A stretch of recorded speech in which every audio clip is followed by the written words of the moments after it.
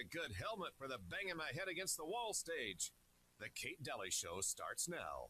The IC continues to assess that Iran is not building a nuclear weapon, and Supreme Leader Khamenei has not authorized the nuclear weapons program that he suspended in 2003. Tulsi Gabbard testified in March that the intelligence community said Iran wasn't building a nuclear weapon. I don't care what she said. I think they were very close to having it. Were killed. Remember, all of this started when Iran took our hostages in our embassy in Tehran. Nothing to do with Israel back then.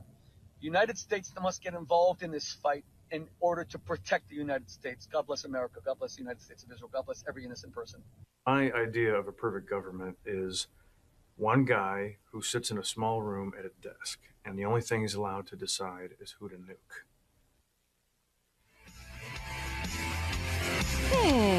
That was an interesting compilation. So welcome to the show. And live today, of course, phone lines are open. We'd love for you to join us. Mel Mattison is on today. And we've got a lot to discuss, of course. And we're seeing a lot from all the different sides. We're going to discuss all of that. And later on in the show, get into nukes. But it's so fascinating what's happening right now. Welcome to the show, Mel Mattison, Mattison. So you can go to melmattison.com. You can also get the book Quaz. Mel, how are you? It's been a minute. Doing great, Kate. How are you doing? I'm good. So I'm watching the headlines as you are. That was an interesting compilation because you had Tulsi in March saying that they don't have one. Here you go. The IC continues to assess that Iran is not building a nuclear weapon, and Supreme Leader Khamenei has not authorized the nuclear weapons program that he suspended in 2003. Okay. Now here's Trump answering the question about Tulsi saying that. Tulsi Gabbard testified in March that the intelligence community said Iran wasn't building a nuclear weapon. I don't care what she said. I don't care what she said. With that, they're very close to having one. Okay, so let's dial it back for just a moment. If you just came out of a cave, you were somewhere in a cave for the last couple of months. How did this start? Why did Israel provoke Iran with bombs? What happened? Mel, do you want to just go back to that and discuss that for a second? Sure. Well, yeah. I mean, the 60-day ultimatum or negotiation window was what Trump had put in place 2 months ago. Mm-hmm. And this was obviously a result of, many decades of really negotiating back and forth with Iran about their nuclear weapons, and the Biden agreements and way of handling it was obviously not to the Trump administration liking. So they reopened new negotiations and gave a 60-day time limit. That expired on, the day before Israel attacked, mm-hmm. and Israel attacked on the 61st day to take out the nuclear sites that they're able to. Everybody, I think, is mostly aware that there's one mm-hmm. That's very deep underground that by most reports can only be taken out by what's known as a penetrating, mother of all bombs, mm-hmm. U.S. capable, mm-hmm. Massive bomb that can only be delivered by a certain type of B-52 stealth bomber. Mm-hmm. And so essentially the U.S. is the only ones with the conventional war power to take that out. Now, some people say Israel might be able to in other ways. But when really Israel did that, was it confirmed that they had it? Because Tulsi was there in March saying they didn't. So was it confirmed when Israel did that? Oh no, they don't have any bombs. I mean, they just checking. I don't think they want a bomb. I think Iran has no desire for a bomb. Mm-hmm. I think they used this as an extortion scheme. Mm-hmm. They were getting hundreds of billions of dollars in the past. They've seen the leverage that it's given Kim Jong-il in North Korea to have one. Mm-hmm. They like to threaten it and then extort the West, especially the United States.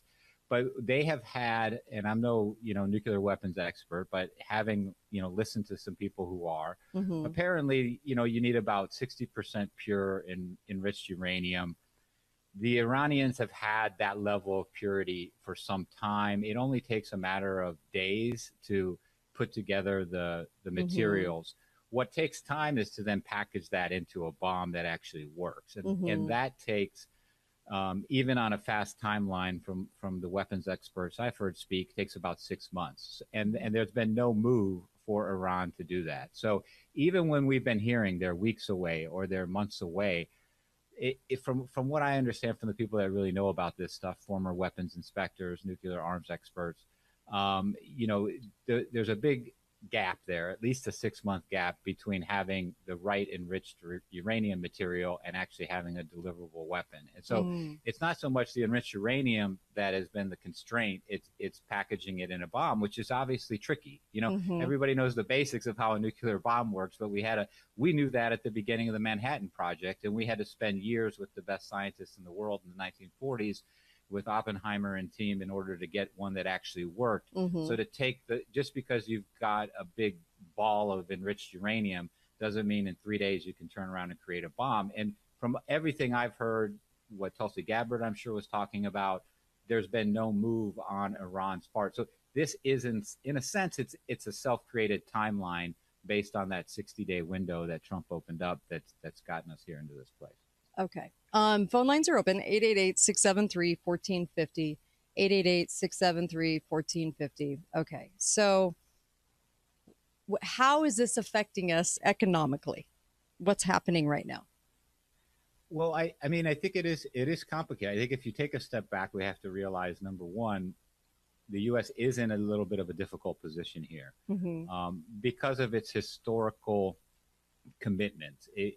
Its historical commitments, as well as the fact that pretty much every U.S. politician is in the back pockets of the Israel lobby. So, we can look at the world the way we'd like it to be, or we can look at the world the way it is. And as long as there is a political, deep state, as well as open, representatives, senators, and the president to some extent, in the back pocket of AIPAC and the Israel lobby, then the United States is always going to protect Israel. And so that's just the world that we live in. It'd be nice if it were different, but unfortunately it's not.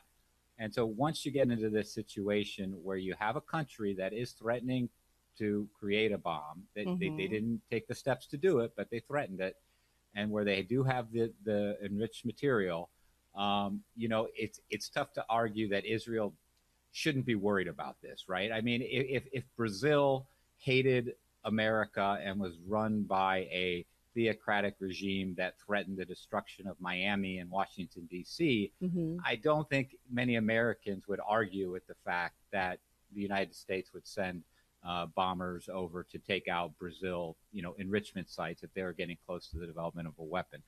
But the thing is we're not Israel. And we what we do and what we've done throughout the decades is essentially augment and carry out Israeli foreign policy, even to our detriment at times. Now, the whole world does not want to see a nuclear bomb in Iran. The G7 said they don't want to see it. Russia doesn't want to see it. China does not want to see a war, obviously, because Iran supplies a lot of oil to them. So nobody really wants a war. Nobody really wants Iran to have a nuclear weapon, probably including Iran. And so what we're in my opinion, is a situation where the extortion racket that Iran was doing to get hundreds of billions of dollars from the West, Trump didn't want to play that game. He would have probably given another 60 days to continue negotiating, but Netanyahu seized the opportunity to go in there unilaterally. And then that puts Trump, because of the lobby situation, the Israel lobby, the political power of many dual citizens, by the way, in this country, Israeli U.S. citizens, their positions in media, their positions in politics. Then it puts Trump in a place where he has to do stuff that he does not want to do. But this is the limitations of the power of the presidency. It's like we talked about before he came into office, and I said he's talking about how he wants to reduce the deficit by like $1 trillion. I'm like, he's never going to do it because you just can't. There's just limits on it. And the way, if he were to reduce the deficit by $1 trillion, it would, send the economy into a recession. That recession would reduce tax receipts, and in a weird way, it would actually increase the deficit even more. And so, he's locked into a lot of these situations. And I think the last thing he wants is this, because oil at a low price is what has been keeping inflation down. We had an inflation reading last week. It was a low inflation reading. This is keeping prices in check despite tariffs. And so this is exactly what Trump wants. It's his economic policy in motion, and this disrupts it. Getting oil spiking to $78 a barrel when it was $60. It was actually $55 a barrel just a few weeks ago, was the low. So a $20 spike in oil is not what he wants to see, but he's backed into a corner now, and he has to come out and in recent tweets talk about how we've got air superiority over Iran and we can take out the Ayatollah if we want. So now he's, once again, in a position where it's not what he wants, and but he's got his hands tied behind his back as far as what his options are. He has to publicly support Israel. Okay. We're gonna also talk about energy. Do we have a shortage? I just wanted to hit on this really quickly. North Korea is very, very interesting because we were just talking about that too with the nuke situation, right? And so 1985, a brief history of North Korea's nuclear weapon development. 1994, North Korean nuclear crisis. The United States and the North Korea nuclear threat. And then it goes up to 2013. North Korea could hit U.S. homeland with nuclear weapons, says top admiral. And then, of course, in 2016, North Korea threatens nuclear strike over U.S. South Korean exercises. 2017, what would happen if America nuked North Korea? We got these headlines every single year, really up until about last year on North Korea. And it's really fascinating to me because it's very, very similar to Iran. So the headlines, I mean, you could literally cut and paste out North Korea and put in Iran. So it's been a really interesting threat situation. Like I said yesterday on the show, it's been interesting to watch the threat of nuclear. Do you think? I don't know. Let me take a quick. Oh, we don't have time for a call. You know what? We'll take a call right after the break. But what do you think about that? Don't you think it's kind of bizarre?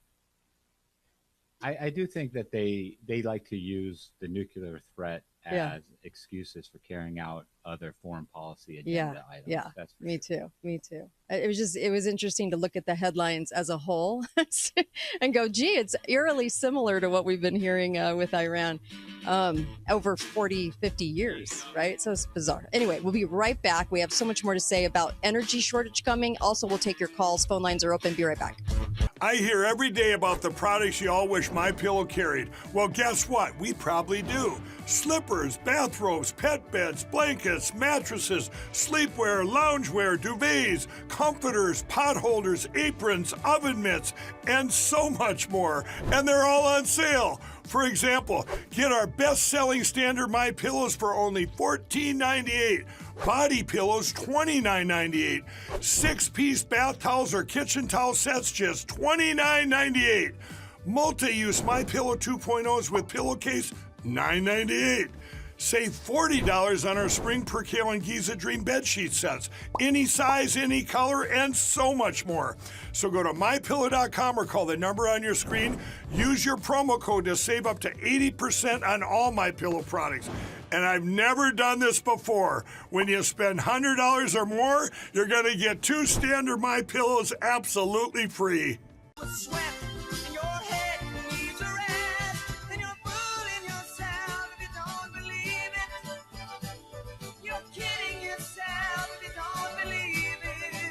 All right, welcome back. Kate Dalley Show. Little sticks for you. So we'll take calls, 888-673-1450. And also go to allfamilypharmacy.com/Kate. You can put in the code Kate10 also. And what I'm telling you is order up. If we have things really happen with this, okay, it's very scripted, I think, getting us into it, obviously. False flags everywhere. But if that's the case, you want to get things while they're in stock and just make sure you have them in your household. Okay. So go to allfamilypharmacy.com, allfamilypharmacy.com/Kate, and order those doctor scripts. They are doctor scripts delivered to your house, real doctor scripts. And you can get everything there. Ivermectin, everything. You can get everything. Hormones, diabetes, you name it, everything. and Z-Packs, antibiotics, get those things and just have them in your arsenal of what you're prepping with, okay? allfamilypharmacy.com. The stock is there. Go get it right now while not everyone else is clamoring. This is a good time. All right, I've got Mel Mattison with me, and always glad to have you, Mel. And, I was talking about the North Korea thing. You can comment on that, but it just seems awfully strange that we've had this ongoing thing for so long in the press. And I just have to make note of it because it's bizarre that North Korea and Iran are consistently used for that reason, and Russia, all three countries. Yet everyone's failed to do anything with that. But man, the threats are there in the press for 80 years, 70 years. It's just bizarre. So I just had to bring it up. Yeah, I mean, it goes back to the axis of evil speech by George Bush when the neocons after September 11th realized they could use that as an excuse to carry out their foreign policy dreams. Right. And they listed, Iran, North Korea, and Iraq. And then the first one on that list, obviously, was such a disaster that, Iran and North Korea got put on the back burners. And the desire is still there. The desire, and Netanyahu wanted this to happen, back in 2003 when we went into Iraq. He wanted us to keep going. He's been wanting the United States to get involved with the war with Iran, literally for decades. Yes. And that's like I said, that's what Israel does. They like to. They're the tail that wags the dog, and they like to tell the United States what to do in the Middle East. And if we don't listen, then they'll use their own machinations to try to get us forced into a situation. And I think that's kind of what, is happening right here. You also were going to mention too, energy crisis coming. What do you think about that? And of course we have the convergence of AI that no one's talking about, which is actually the real headline, but that people need to worry about over here in America. And we're not under threat of nuke. I hate it when people say that we're protecting America. I'm like, really? Are okay. Anyway, but what do you say about the energy crisis? Yeah, well, I think, energy definitely, like I talked a little bit about in the first segment, the spike in oil. And that's one part of the energy crunch that this puts on. And right now it should be relatively temporary, but it's still not a good thing for the economy because the oil price, it feeds into everything. Now, obviously, there was a lot of money printing during COVID, and that helped, get us to the super high inflation we had in 2022. Right. But the other thing that really drove that was the move in oil prices. So oil prices in April of 2020 got to a low for a very short period of time of actually negative $40 a barrel. Because it was costing people money to store it. There was just too much oil. Right. And it went from negative 40 to, after the Ukraine war started, to 130. So in less than a 2-year period, oil literally went up $170 a barrel from negative 40 to 130. That kind of a spike in oil was a big contributor to the inflation that we saw in 2022. So the Trump administration does not want to see oil, which had been behaving, spike up. And so that's part of it. The other energy crisis, maybe we could get into it after the break, is the AI energy crisis that's coming. And that's with the grid and electricity and natural gas and nuclear and everything else. Yes. And the convergence of AI coming upon us at an alarming rate, in control of things as well. But I do want to talk about the AI energy crisis because that's a whole different talk. But be right back. Kate Dalley Show, KateDalleyRadio.com. We will take your calls, 888-673-1450. Be right back. Well, hello, everybody. It's Annie Cyrus. Welcome to my art studio where all the magic happens. This is the station for painting, and that is the station for all the resin art I do. If you want to check out my art, all you gotta do is go to lutfstudio.com.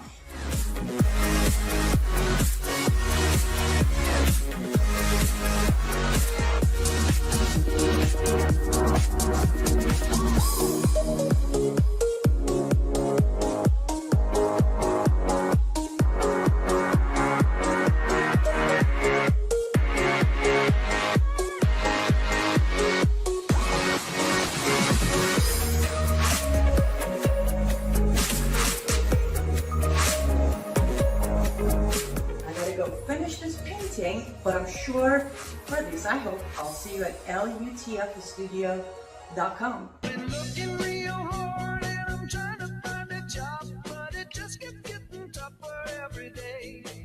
But I got to do my part, because I know in my heart I got the... Welcome back. You're listening to the Kate Dalley Show. I got Mel Mattison on with me. It's always fun. And I mean, the information is kind of hard, but but you know what? It's always, super great having you, Mel. It's like, it's just a big reality check. I realize a lot of people just want to be happy and enjoy the summer and la, la, la, but I'm just not a reality denier. So I've got to get into the reality of what's happening. And I'm so grateful that you're here doing that with me. I also wanted to mention my eBooks. I'm working on them. I'm trying to get them up. I just wanted you guys to know it's still in process, but it will happen. And there'll be several that go up at once on the website. So look for that. And then those are eBooks. You can purchase the PDF, or you can actually purchase it in book form. I also wanted to say Augusta Gold. Augusta Gold is a great place to go buy gold and silver. They're going to treat you well. They don't have commissioned salespersons. They have the lowest spread in the nation. That's why I chose them. And I really like Augusta. So if you're going to buy gold and silver, I would go to Augusta Gold. And the link is right on my website. It's just right on my website. And I even explain some things about them to you before you even call them. So you can just go to that link, katedalleyradio.com or katedalleyshow.com. Okay? All right, Mel, let's launch into the AI energy crisis.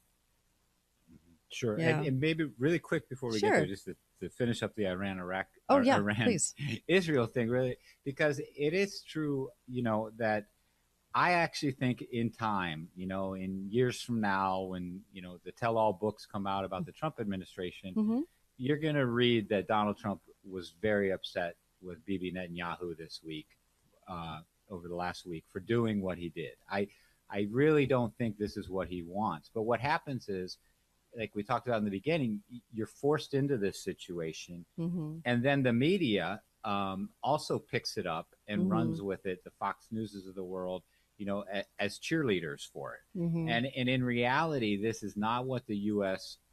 administration, the Trump administration wants. This is something that I think their hand is being forced on the timetable of Bibi Netanyahu.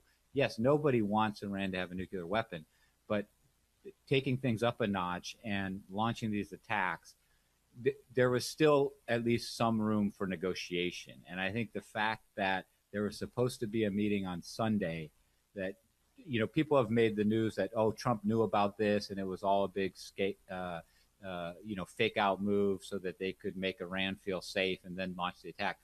I actually don't think that's the case. I think that Trump wanted to have those meetings on Sunday. It's just, revisionist history saying, this was all part of a grand strategy to lure Iran into a sense of safety, and that it's going to eventually come out that he's very upset.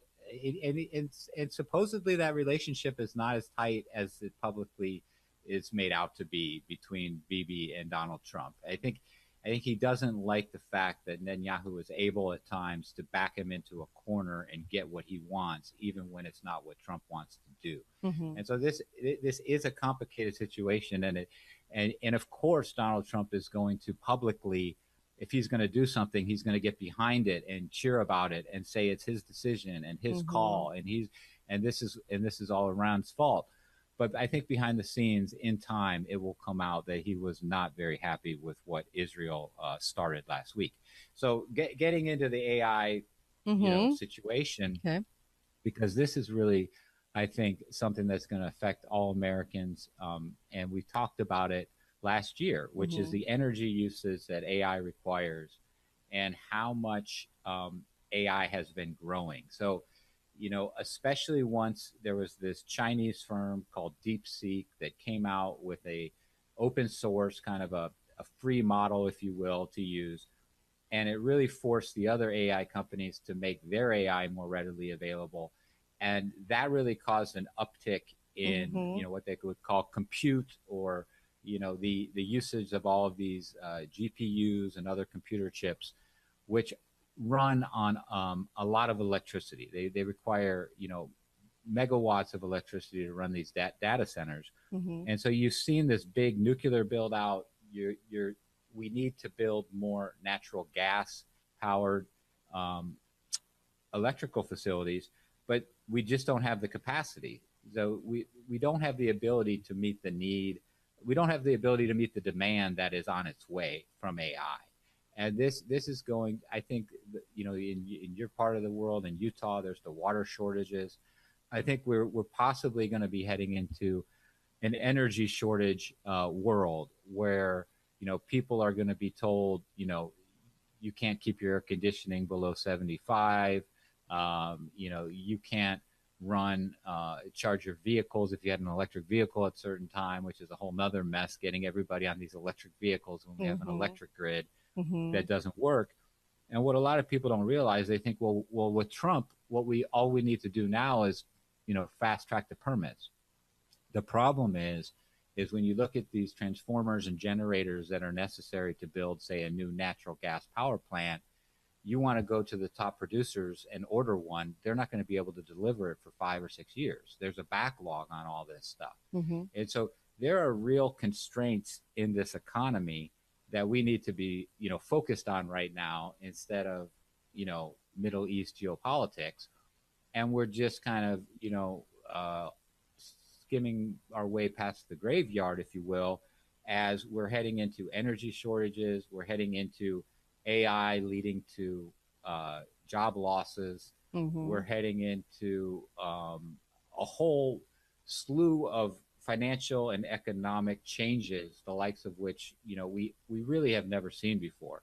And so this whole new economy, and this is why, we're not seeing a lot of jobs get created, but yet the stock market's only a couple % from all-time highs, because these companies like Microsoft are making more money than ever, and yet they're able to lay off employees. Google just offered all of their employees, buyouts if they want to leave the company and quit on their own.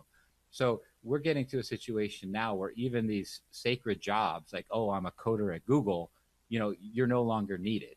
And this is only going to accelerate. And this is what's coming down the pike from an economic and energy standpoint with AI.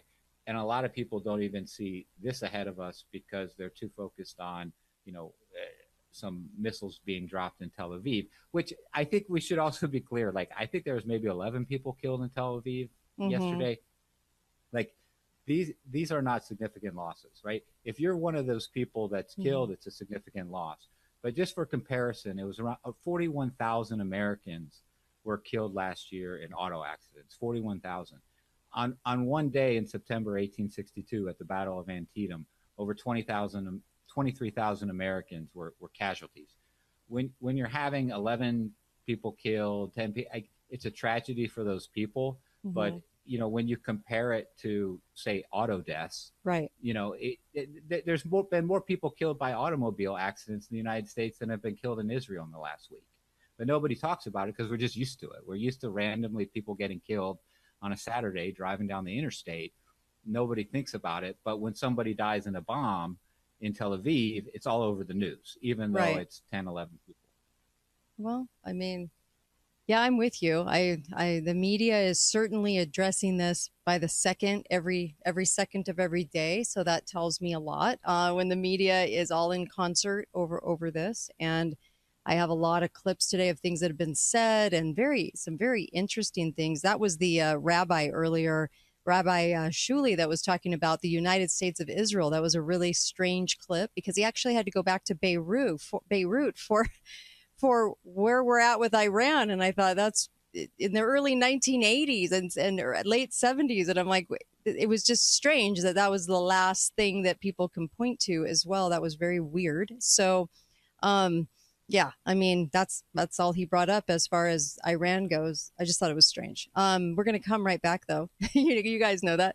We're going to come right back, and we have a lot more to say, so stay with us. Mel Mattison on deck. I love that on the Kate Dalley Show, katedalleyradio.com. And we'll take your calls, too. 888-673-1450. Be right back.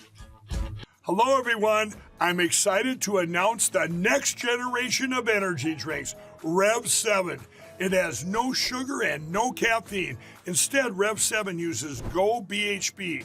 Go BHB is one of the body's primary ketones, and it provides the most efficient and clean fuel that your body needs. It also helps you stay energized all day with no crashes. Not only that, it produces 3 times more brain energy than sugar, which helps boost your memory, focus, and mental sharpness. It also helps reduce stress and helps balance your mood. Rev 7 does all that while being the best tasting energy drink ever. So go to mypillow.com or call the number on your screen. Use your promo code to save 20% today. I'm so sure you're going to love Rev 7. For a limited time, you get our introductory 3-pack absolutely free.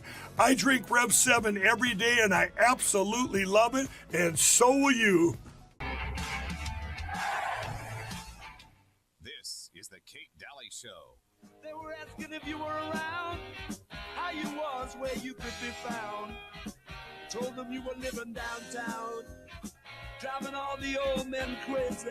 The boys are back in town, boys are back in town. All right, welcome back, Kate Dalley Show. I've got Mel Mattison on deck today, and I just wanted to mention 2 things. Number 1, remineralize your teeth. Take care of you. It's a lot of this we can't control, but we can control our health. So remineralize your teeth. 85% of the diseases start in your mouth. And if you're having mouth trouble, that's usually a big, big sign. Something's going on. So remineralize your teeth, the powder, and it also whitens your teeth. Also the mouthwash that can kind of sit on your teeth, remineralize them. This is the product you should have, like $20. So anyone can afford it. It's amazing. Go to my website. You will see where it says remineralize your teeth. Click on it and order up. There's a sale going on. So take advantage of that. Big sale. And put in the code Kate Dalley 10 or Kate Dalley 15, I think. Something like that. Kate Dalley 10, Kate Dalley 15. One of those will work. And then, of course, FIQ Supplements. FIQ Supplements is amazing. It's where I get my supplements. FIQsupplements.com. I'd order in bulk. So that way you have them no matter what happens, no matter what shortages come, no matter what's going on in the world, you will have those in-house, okay?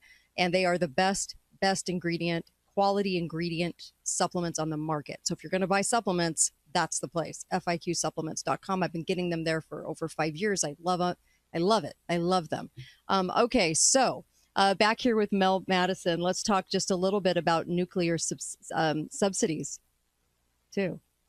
Yes. So who's going to supply all this power, right? That we've been talking about. We've been talking about natural gas. There's not the generators, the transformers, the heavy equipment that are needed.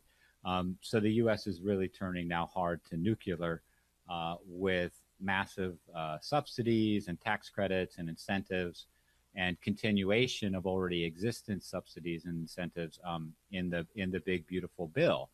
And adding nuclear to the mix in a big way, it makes sense, but it's also important to kind of follow the money and see who's getting it. And a lot of this ties back to the same kind of Silicon Valley crowd that really helped get Trump elected, the Peter Thiels of the world. Sam Altman from OpenAI is he was until last month. He dropped off in April as the chairman of this nuclear company called Oklo, OKLO. Before Trump was elected in September last year, it was trading under $6 a share. You talked about it. I talked about it because it was we had a whole show on AI demand or energy demand for AI last year. When I talked about it, Oklo was trading around $10 a share. This week it got up to $73 a share. So when you've got a company that its main original venture capital funding came from a VC firm called Hydrazine Capital, which was co-founded by Sam Altman and Peter Thiel. Then Sam Altman was the chairman of the board. Then you get the nuclear subsidies and the big beautiful bill. And then the thing that really drove the stock higher recently was the announcement of a major contract award they just won from the United States Air Force to create a nuclear reactor in Alaska to power top secret AI data centers for the military. So it's important to people to be aware of it, because these aren't the things that get covered on the media. They might say, oh yeah, nuclear power is going to be front and center for the Trump administration, but it's also to understand where all these billions of dollars are going and whose pockets are getting filled by it, and let people, make of that as they will. Yeah, 30 billion up until 2031 is going in. So interesting. We'll have to keep our eyes on that. Anything else you wanted to address too? Well, we do have a Federal Reserve meeting going on as we speak. They're going to do their announcement tomorrow afternoon at 2 p.m. Eastern time, and a press conference at 2:30. And they're not going to cut rates. They're going to keep rates where they are. But Trump has been very vocal about wanting the Fed to cut. And this is one of those reasons why I don't think he's very happy about this whole Israel-Iran thing flaring up right now, because the inflation data we had last week was good. Everything was pointing to the Fed should be able to cut rates, which Trump desperately wants. And the reason he really wants that, and he said it in the tweet, it will reduce the deficit. Right. The United States government right now is issuing 85% of its debt in short-term debt, like what are called T-bills, which expire in less than 52 weeks. There's, 4-week T-bills, 16-week T-bills. So basically the government's funding itself with this short-term debt, and that the rate the government pays on that debt is directly tied to the Fed funds rate. The Fed funds doesn't directly affect the 10-year bond or note, but it does affect all these bills that the U.S. is using to finance itself. And so Trump wants that rate down. The ECB, the European Central Bank, has cut 8 times in the last year. Their rate is at 2%, where the Fed funds rate is over 4%. So we're more than twice as high as the European rates. And this is really affecting borrowing costs. And of course, we know the deficit isn't going down. It's only going up. The latest monthly Treasury statement came out last week, showing a $317 billion deficit just in the month of May. So we're running these massive blowout deficits. Our funding costs are going to be well over $1 trillion this year in interest expense. Trump wants to get that down. Therefore, he wants Powell to lower rates. Powell could conceivably have been getting closer to lowering rates given the good inflation readings last week, the CPI and the PPI readings. But now with this oil spike, it hurts the chances of that. So all of this is just, not working out to plan. And there's a lot more bumps on the road than expected. So 10 years ago, gold was at 1,100. Then 5 years ago, it was 1,800. But now it's at 3,400. And so obviously that 5 years and this 5 years, boy, it's really ramped up. Where do you see, because I know we've talked about this. Do you still feel like it could go up to 8, 7, 8? Definitely. I mean, that's barely a doubling. And I don't, it's doubled in the last couple of years. I don't see why it can't double over the next couple of years. As I've been saying for some time, it had a real big, what we call blow off move to 3,500 a couple months ago. It has been very strong in that it's never traded below 3,000 since that happened. It got up to like 3,400 on Friday after this news on Israel and Iran came out. It's just in what's called a consolidation phase. It's just building up steam. Sooner or later, it's going to break above 3,500. And once it does, 4,000 is not going to be far away. Interesting. Go to the Augusta Gold. It's right at the top on the website, katedalleyradio.com. And they can talk to you also about backing up your IRA with gold, how to do that, and also do that for you. But they can also help you to buy gold and silver. That would be great because it'd be helping the show. And it helps me stay on the air. So there you go. Free speech has helped as well. Mel Mattison, thank you. Appreciate you. You betcha. Go to melmattison.com. Also find him on X. Follow him there. And then, of course, the book Quaz. Get that. It's a good summer read. And, boy, there's a lot of good stuff in Quaz. I'll be right back on the Kate Dalley Show. I hear every day about the products you all wish My Pillow carried. Well, guess what? We probably do. Slippers, bathrobes, pet beds, blankets, mattresses, sleepwear, loungewear, duvets, comforters, pot holders, aprons, oven mitts, and so much more. And they're all on sale. For example, get our best-selling standard My Pillows for only $14.98. Body pillows, $29.98. 6-piece bath towels or kitchen towel sets, just $29.98. Multi-use My Pillow 2.0s with pillowcase, $9.98. Save $40 on our Spring Percale and Giza Dream bedsheet sets. Any size, any color, and so much more. So go to MyPillow.com or call the number on your screen. Use your promo code to save up to 80% on all MyPillow products. And I've never done this before. When you spend $100 or more, you're going to get 2 standard MyPillows absolutely free. The IC continues to assess that Iran is not building a nuclear weapon, and Supreme Leader Khamenei has not authorized the nuclear weapons program that he suspended in 2003. Tulsi Gabbard testified in March that the intelligence community said Iran wasn't building a nuclear weapon. I don't care what she said. I think they were very close to having. Were killed. Remember, all of this started when Iran took our hostages in our embassy in Tehran. Nothing to do with Israel back then. The United States must get involved in this fight in order to protect the United States. God bless America. God bless the United States of Israel. God bless every innocent person. My idea of a perfect government is one guy who sits in a small room at a desk, and the only thing he's allowed to decide is who to nuke. All right. Welcome, Kate Dalley Show. Oh, I got some interesting stuff for you. Okay. Since it seems to be the topic du jour all over the news, I have questions, and I'll ask those questions. And thanks for always having an open mind to listen to what I have to say, because even for me, I didn't come to this place of saying the things I say in an easy way. And when I'm reviewing research, I just want to share with you what I'm finding, because I find it rather intriguing, actually, and just want to share it with you. That's what the show's about.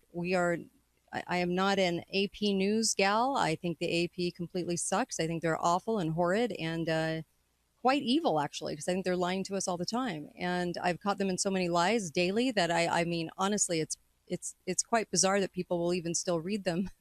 But you have them in your local newspaper, you have AP in your state news everywhere. And so we're being bombarded with messages. So I want to play some clips for you. These are rather interesting clips. I want to play these for you, and they come from both sides of the aisle. It's kind of weird. And then I want to get into some research that I've been doing. Okay. So I'm going to start out with Greg Gutfeld, Fox News, because he tells us basically to forget history, start fresh, and move on. It's an interesting clip, and he's talking about what's going on right now in the Middle East. Here we go. This is a tough one. You know, is Trump's actions a violation of the Trump doctrine, which is America first? I think that's the debate that's kind of raging among the right. But you elected Trump because you trust him. He's been consistent on everything, pretty much everything here and there. He's directionally consistent. I don't remember him being for any wars. He was outspoken about most of them. So I think to say, oh, now he's a neocon is unfair. He wouldn't do this unless he thought it had to be done. So you kind of have to give him the benefit of the doubt, which you cannot do with Iran. Iran is like the T-1000, in the second Terminator movie. You knock it down, you knock down its nuclear capabilities, and it reconstitutes itself. And so your only hope is that you make the time it takes to reconstitute longer and longer. You're not kicking the can down the road, you're kicking Tehran down the road. And it's like whether or not you want to do it now, you have to weigh the benefits. I don't want to sound wishy-washy, but, it's all about frame of reference. Israel has the Holocaust. That is their frame of reference. This is not going to happen again. If Israel was around before, there wouldn't have been a Holocaust. But then the other frame of reference is Libya, Iraq, Afghanistan. We were promised an end to that. So somehow you've got to start fresh with this and try to push the backstory of history off on the side. I don't know if that's possible, but, if you're going to trust somebody, I would trust Trump and not Iran. That's where I'm at. Interesting. Okay, so there was your Fox News clip. This is your CNN clip. Here we go. I know you were well aware of Iran's influence on groups, terrorist organizations like Hamas and Hezbollah. In an interview, though, last month, you said this when asked about how to treat Gaza. In World War II, we did not negotiate a surrender with the Nazis. We did not negotiate a surrender with the Japanese. We nuked the Japanese twice in order to get unconditional surrender. That needs to be the same here. There is something deeply, deeply wrong with this culture, and it needs to be defeated. By the way, she's talking to a congressman, but we actually had the surrender before Hiroshima. But anyway, here we go. Did you really mean to say that the U.S. should use nuclear weapons against a people because there's something wrong with their culture? Of course not. What I was saying is that we didn't negotiate with evil in World War II. We defeated the Germans. We defeated the Japanese using any means that were necessary. And the same needs to be done in Gaza. Nuking Gaza would be a terrible idea. The fallout would drift into Israel. It would kill the hostages. The point that I was making was... But you're not worried about it killing, for example, women and children in Gaza who, the innocents? I think war is a messy thing. And I think that when you defeat evil, you have to do what is necessary to do it. Israel cannot live next to a country that a huge percentage of the people wish to destroy it all of the time. They need to do whatever is necessary, and I don't know what those things are. Okay, so that was an interesting clip. A lot of people do not agree with that word evil for all Palestinians, but I should point that out. Congressman Randy Fine, thank you so much. Randy Fine. So it's a messy business, so it doesn't matter. So there was that clip from CNN that I thought that was just rather interesting. Here is an observance of our party on the right, okay, from a talk show host. Here we go. This is where rubber meets road, right? Because the MAGA Marjorie Tucker wing would say, no, why are we involving ourselves in Iran and Israel? This is going to lead to potentially lead to a global conflict. We don't want that. That's not in our interest. Let's worry about home.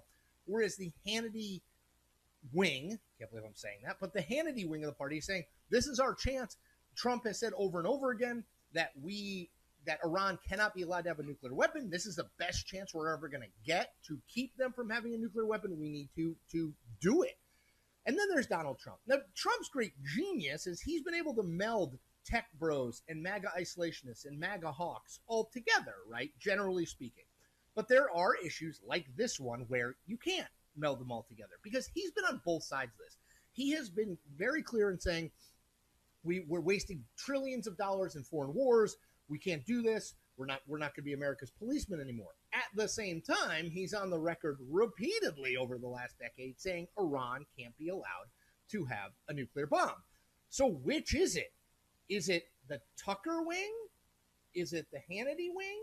Or does Trump try to create a whole other wing? This is a fascinating split, fissure in the MAGA movement. Interesting. What say you? 888-673-1450. Here was Tucker in 2012. Okay, here we go. I'm sure I'm the lone voice in saying this. I think Iran deserves to be annihilated. I think they're lunatics. I think they're evil. I do think we ought to assess what would happen to the price of energy were we to do that. I don't think that's a small factor. It could tank our economy. That was over 12 years ago. So interesting statement. I think they're evil and we should just annihilate them. Yet today he's not saying that. Today he's saying something completely the opposite. So that's kind of interesting. That's why that guy was alluding, Chris is alluding to what's going on with our conservatives, right? Because some are pro-war. You have a lot of conservative talk show hosts that are saying anything to protect Israel. And then you have a lot of people wondering why this is all going on and what's going on. And the question is this: who's going to nuke? And when are they going to nuke? And the question's been going on for 80 years, correct? In a sense. I mean, it's all about who's going to come nuke us, okay? So who's going to nuke us? How do we defend ourselves? What's going on with that? That seems to be the thing. And then I do want to finish this off with Rabbi Shuli talking about the United States. This was kind of wild because the only thing he can talk about is Beirut. I mean, it's very, very weird. I just thought this was strange. But here's Rabbi Shuli. I'm in an undisclosed location, and this time really undisclosed because I get so many death threats. But my safety is nothing compared to the people in Israel right now. My children are reporting to me live from Israel that the night sky is lit up. I wish I could say like on the 4th of July, but it's not a celebration. It's lit up like a bonfire as Iran seeks to annihilate the Jewish people. That has always been their intention. Okay, then he goes on to talk about how it is, you just go back to Beirut, and then when you go back to Beirut, you can sort of find what's going on, and this is why this is happening today, which makes zero sense because that was clear back in the low 80s and late 70s. So how does that translate to today? It makes zero sense. And so really and truly, it's about what's really going on, because here he is. Here's the end of this clip, and I'll take your calls, 888-673-1450. This is short. Here we go. All the soldiers of the IDF, including my children, and all the people of Israel. And remember one thing, Iran has killed thousands upon thousands of American soldiers, American Marines, blew them up in Beirut, if you remember that. 258, 1983, just blew, and Reagan did nothing. Even the great Ronald Reagan, the strong Ronald, did nothing.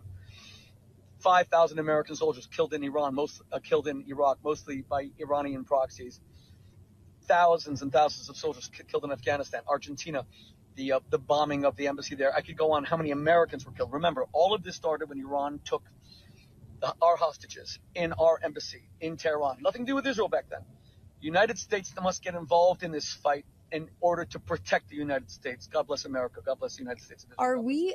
Are we under attack? So I'm just asking the questions because I'm taking in all this information, and I'm just asking the question, are we under threat of being attacked? I'm just asking. It doesn't seem like it.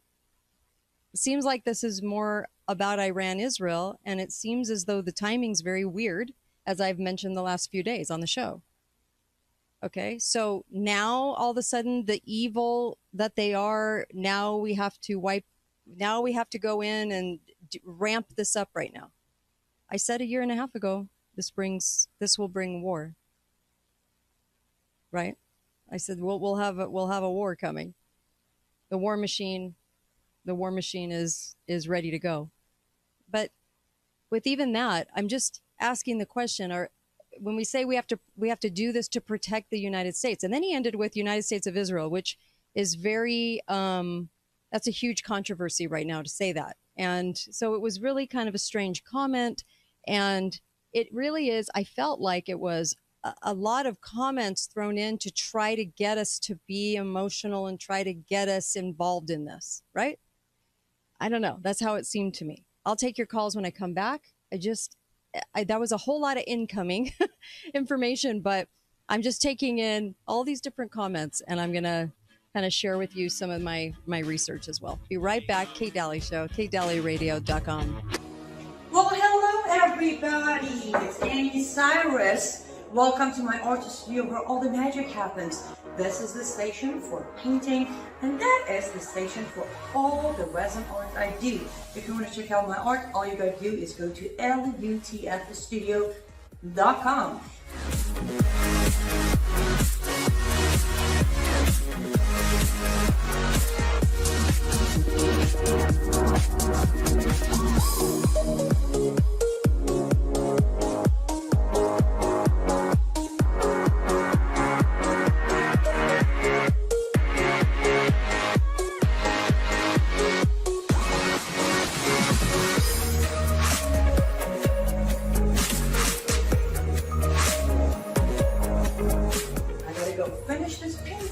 But I'm sure, or at least I hope, I'll see you at lutfstudio.com. For if the bomb that drops on you gets your friends and neighbors too, there'll be nobody left behind to grieve, and we will all go together when we go. What a comforting fact that is to know.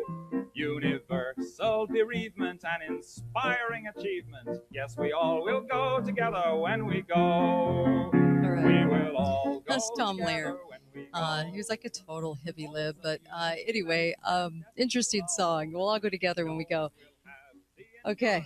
Welcome back, Kate Dalley Show, and phone lines are open 888-673-1450. Look, we got to laugh about it a little, right? So here's the deal.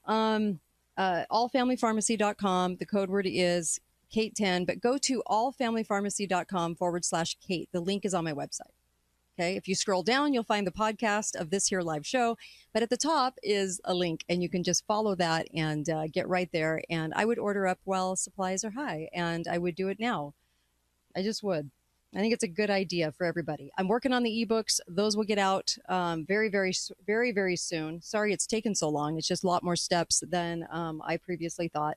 I also wanted to bring up the notion of, it's all about who gets nuked. Have you guys noticed that?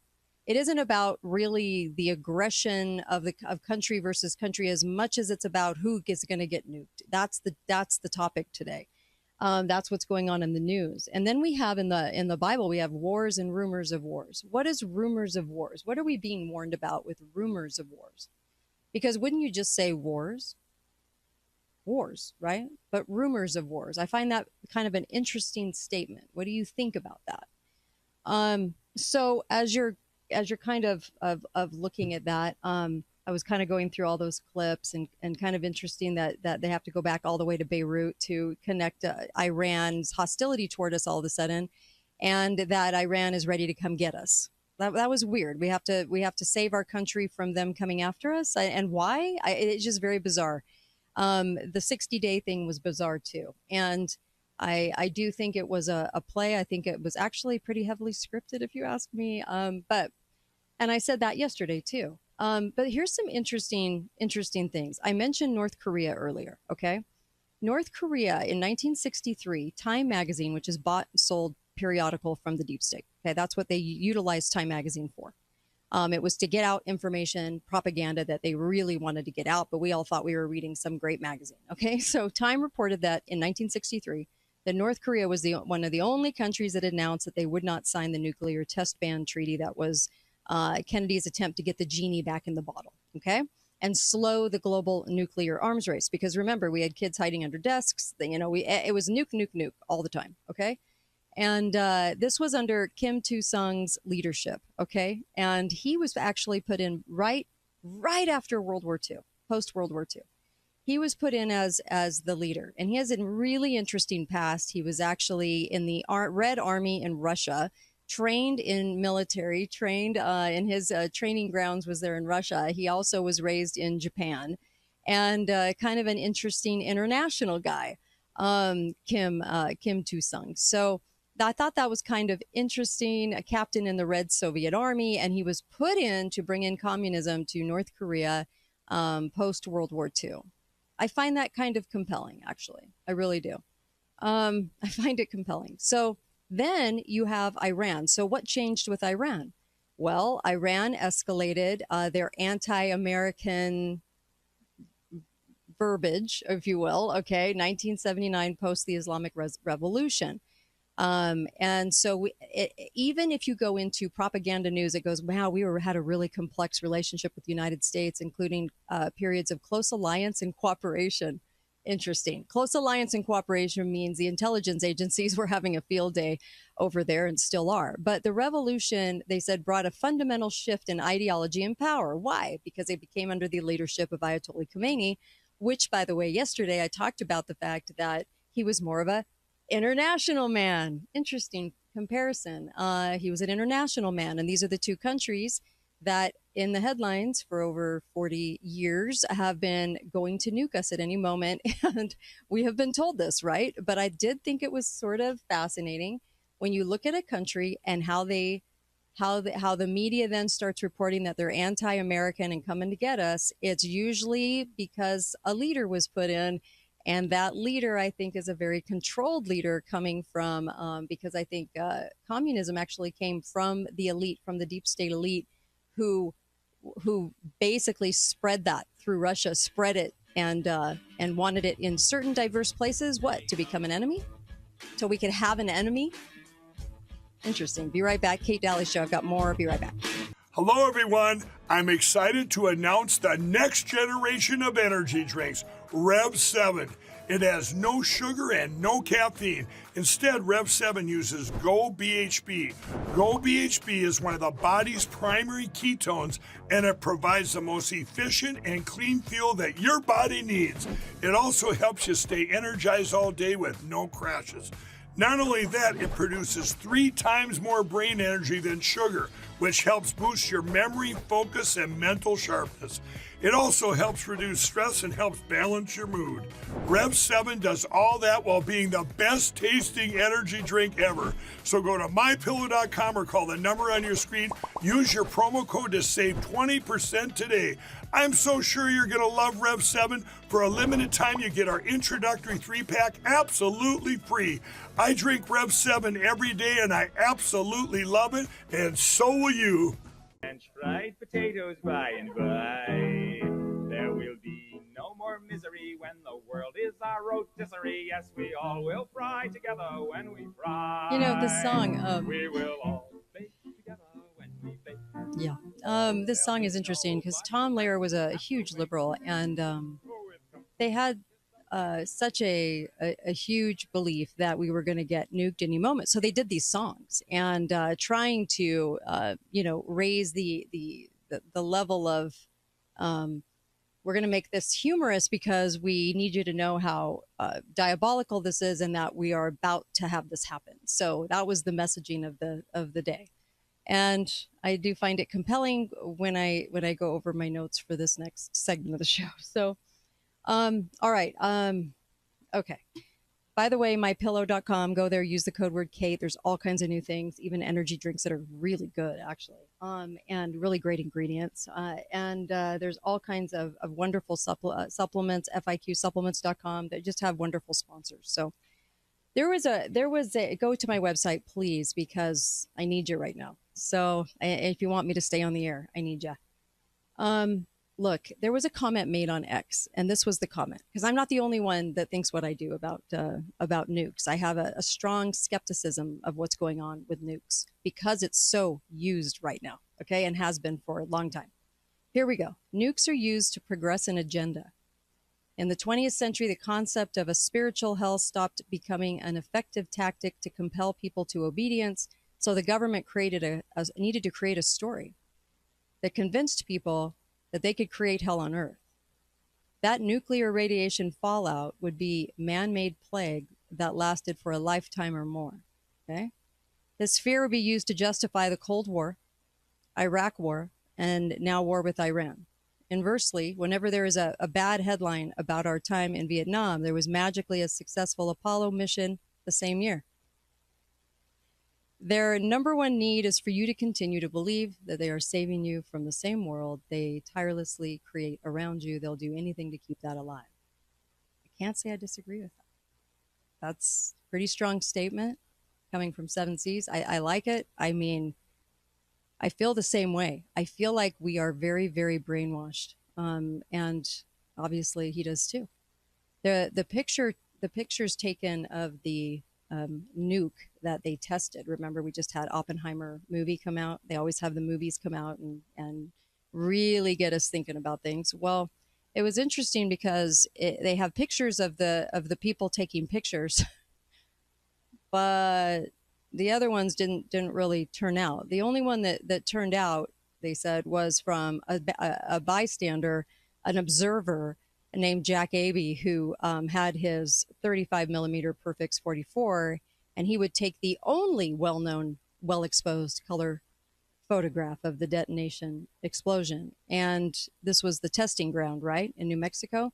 And the picture is still sort of fuzzy, and it's just kind of a weird picture, to tell you the truth.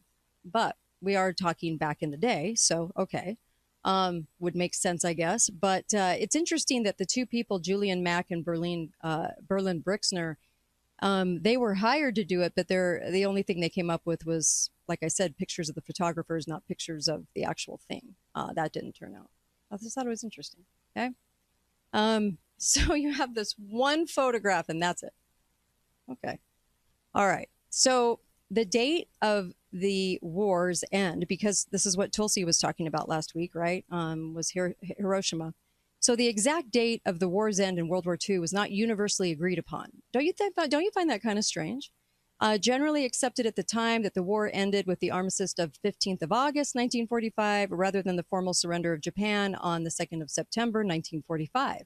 If you ask AI, it'll tell you that Japan did not did not surrender, but actually it's written in many books that it did. I would never trust AI for your history, by the way. I find them lying all the time, and they're very much more the authority on this is the fact, and they simply lie. So they were already surrendering, so why did we need to do that? Why did we need to go that far? That's the question, right? And of course, in an effort to maintain world peace, even though pretty much that was the end and should have been world peace, correct? They had to form the United Nations, which came into existence on October 24th, 1945. And I thought we just got peace. We got to surrender. What's the problem? Why do we need the United Nations? Interesting.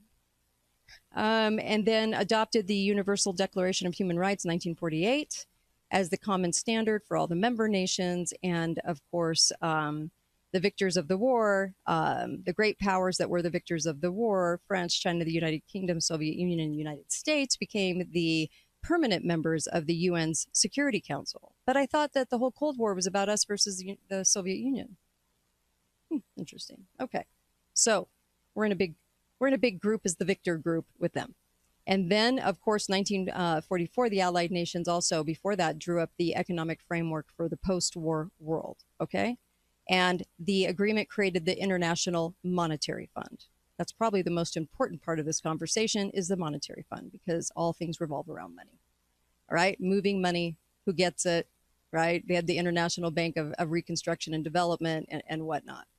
But going back to the nukes, what I find kind of interesting, on the 6th and 9th of August, 1945, United States detonated 2 atomic bombs over Japanese cities, Hiroshima and Nagasaki, and respectively during World War II. And it killed between 150,000 and 246,000 people. That's a really big in between. Was it 150,000 or was it 250,000? Wouldn't we know? I'm just asking. Wouldn't we know? Interesting. So I find that to be a big question. And then, of course, this would be the thing that would start a conversation going in the news forever and ever and ever up until now. And that we would constantly be being warned that we're about to get fried. Everything is done because somebody's going to fry somebody. And ironically enough, nobody's fried anybody since. Okay, well, we did it to Hiroshima. All right. So why aren't you seeing it since then? I've been saying this over and over again on the show. If everyone hates each other so much, and all these false flags and conflicts have been going on and on, well, what's the deal? Why is it suddenly just stopped? I mean, why are we not seeing even a small one? Makes zero sense. I don't believe that we have them. So this is I'm going to go over this just one more time on the show because I think this is just compelling. I did it once. I also did this on Alex Jones's show as well. Here was an article Russ Winter wrote that said, was Hiroshima firebombed or not nuked? So he goes, it was an established fact that napalm chemical firebombing of wooden Japanese cities was extremely destructive. In May of 1945, Tokyo was hit, right? With B-29 super fortresses burning 16 square miles and destroying more than half of the city. So Hiroshima operation involved 4 square miles using the Tokyo ration that would have been achieved with 83 planes. So how did these concrete buildings survive a ground zero atomic blast? Because he said when he was touring, when this gentleman was touring the Pacific War and he was a pilot for the military, he said it just didn't look like a bombing. He said Hiroshima was a wooden shantytown constructed in a concentrated area. It was wooden, and it was a sitting duck for the carefully crafted firebombing terror attack with an atomic bomb psyop added on for full effect. Interesting, right? Okay. There was evidence from Swedish engineer and nuclear expert Anders Borkman, the smoking gun, the day and hour that Hiroshima was bombed. The U.S. Air Command logged a fleet of 66 bombers for an operation in nearby Amabari, Japan. But this city no longer existed. It had been wiped out with 2 previous raids. So why did they have 66 bombers there? It was the same fleet that firebombed Hiroshima. That's interesting. I have more. I'll be right back. Kate Dalley Show, KateDalleyRadio.com. I hear every day about the products you all wish My Pillow carried. Well, guess what? We probably do. Slippers, bathrobes, pet beds, blankets, mattresses, sleepwear, loungewear, duvets, comforters, pot holders, aprons, oven mitts, and so much more. And they're all on sale. For example, get our best-selling standard My Pillows for only $14.98. Body pillows, $29.98. 6-piece bath towels or kitchen towel sets, just $29.98. Multi-use My Pillow 2.0s with pillowcase, $9.98.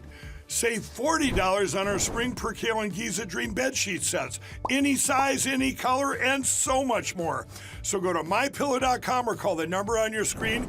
Use your promo code to save up to 80% on all My Pillow products. And I've never done this before. When you spend $100 or more, you're going to get 2 standard My Pillows absolutely free. Incineration, nearly 3 billion hunks of well-done steak. We will all char together when we char. All right, welcome back. Kate Dalley Show. Look, I'm giving you some of my research, and I don't expect you to agree with it. I just want us to have an open mind enough to maybe ask the question, just think about it for a minute, because I think there's some things that are really off about what's happening right now to us and our mindset. So Liddell Hart's book, The History of the Second World War, claimed that the Japanese on the ground didn't even know they'd been A-bombed until long after the end of the war. Don't you find that kind of weird? So they didn't surrender because of that. The surrender was already underway. And had been. Okay. Allied occupation authorities clamped down on eyewitness testimonies, kind of like how they did that with 9/11. To the people on the ground that said, wait, that was a military plane. That wasn't that got clamped. Never heard from again. Testimonies that did come out had a scripted, deceptive quality to them. The accounts themselves could have been describing a napalm bombing, but then suggested phrases that are inserted in the narratives like strange yellow ray or sun ray. And there are also accounts of a single B-29 flying over, but flying at 32,000 feet, a bomber would not be visible from the ground, nor would a small fleet. So it sounded scripted to a lot of people because it wasn't possible, what they were saying. But people weren't really thinking about that because they don't really understand what you can see and what you can't see, right, from the ground. Okay? One witness, Father John A. Seams, provided details on how it may have gone down. The bombing planners, drawing from their science of mass killing, first spread the material to prep the target, and this soaked kindling, remember it was wooden, right? Wooden city, that would have been much like a match to a small high-flying fleet of B-29s. And this makes it possible to destruct the target even less with 66 aircraft overhead, right? And would make it highly contained, controlled operation. So we note the absence of the mushroom cloud photos from the ground in Japan. And among the very few photos of the Hiroshima bombing that do exist, the following 3 suggest that a raging firestorm, not a nuclear explosion at all. By the way, everybody was sent to the hospitals over here. They weren't sent to closer hospitals. Interesting. Okay. Why? Why here? We bomb them and then we don't take them to the closest hospital. We take them over here? That doesn't make any sense. Okay. The photos appear consistent with the others shot at different distances and angles. These firestorms were described at Hamburg in 1943, Dresden in 1945, and other incinerations in Japan in 1945. So there were similar photos taken of Hiroshima. So I find that kind of interesting. U.S. Major Alexander P. D. Seversky, who in 1945 inspected the bomb towns of Japan, okay? This U.S. major said, in Hiroshima, I was prepared for radically different sites, but to my surprise, Hiroshima, is it Hiroshima or Hiroshima? Anyway, looked exactly like all the other burned out cities in Japan. There was a familiar pink blot about 2 miles in diameter. It was dotted with charred trees and telephone poles. Only one of the city's 20 bridges was down. Hiroshima's clusters of modern buildings in the downtown section stood upright. Well, that wouldn't happen in a nuke. Anyway, he said it was obvious that the blast would have been so powerful, as we've been led to believe, it was an extensive blast rather than intensive, right? Extensive rather than intensive. I had heard of buildings instantly consumed by unprecedented heat, yet here I saw the buildings structurally intact, and what is more, topped by undamaged flagpoles, lightning rods, painted railings, air raid precaution signs, and other fragile objects. They weren't touched. At the T-bridge, the aiming point for the atomic bomb, I looked for the bald spot where everything presumably had been vaporized in a twinkling of an eye. It wasn't there or anywhere else. I could find no traces of the usual phenomena I was expecting to see. What I did see in substance, a replica of Osaka, of the Tokyo suburb, a familiar residue of the area of wooden brick houses raised by uncontrollable fire. Everywhere I saw trunks of charred and leafless trees, burned and unburned chunks of wood. The fire had been intense, enough to bend and twist steel grinders and to melt glass until it ran like lava, just as in other Japanese cities. The concrete buildings nearest to the center of the explosion, some only a few blocks away at the heart of the atom blast, showed no structural damage.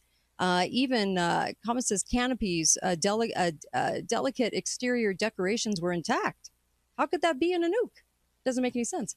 Window glass had shattered, he said, but of course the single panel frames held firm. Only window frames of 2 or more panels were bent and buckled. The blast impacted, therefore, could not have been unusual. Wasn't any different than what he'd seen before. The 40-year study of thousands of Japanese who survived the atomic bombs dropped on Hiroshima and Nagasaki found radiation exposure did not cause genetic damage that could lead to human mutations, which, by the way, it's supposed to. It would.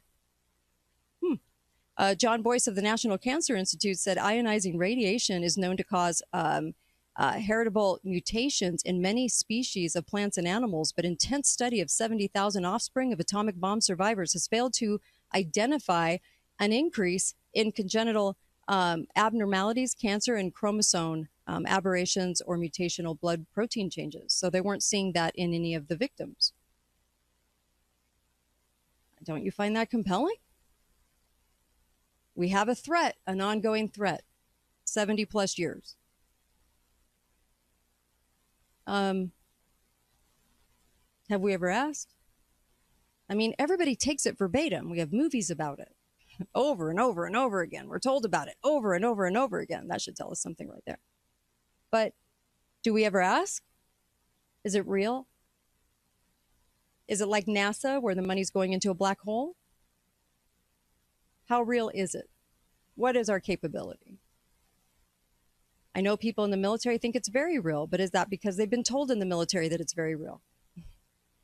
There's always the club of we know and here's the rest of the public. So when you're in that club, do you feel like you're going to get privy to this information and so therefore it must be true? Maybe we ought to question it a little bit more since nobody's nuked anybody since. I think that would be a fair assessment since it hasn't happened. Have we been feeding this narrative in American culture and in newspapers the entire time to just increase war budgets, to just increase, this NASA black hole or the housing black hole or many black holes in funding and money laundering that go on? Very compelling stuff, right? And if Russia has nukes, why don't they just nuke Ukraine? You can say they didn't want to destroy it. Well, you can certainly build it back. I just find it interesting that the people out there aren't asking these questions. And of course, the first thing they'll go is, well, you're a loon. How could you question such a thing? This is known. It's only known because we've been told. It's only known because the media has been reporting on it, just like they've been reporting on the climate lie for decades. If they can lie about the climate for decades and decades and decades, they wouldn't lie about this? Okay. Be faithful, be fearless, guys. I'll see you out there tomorrow.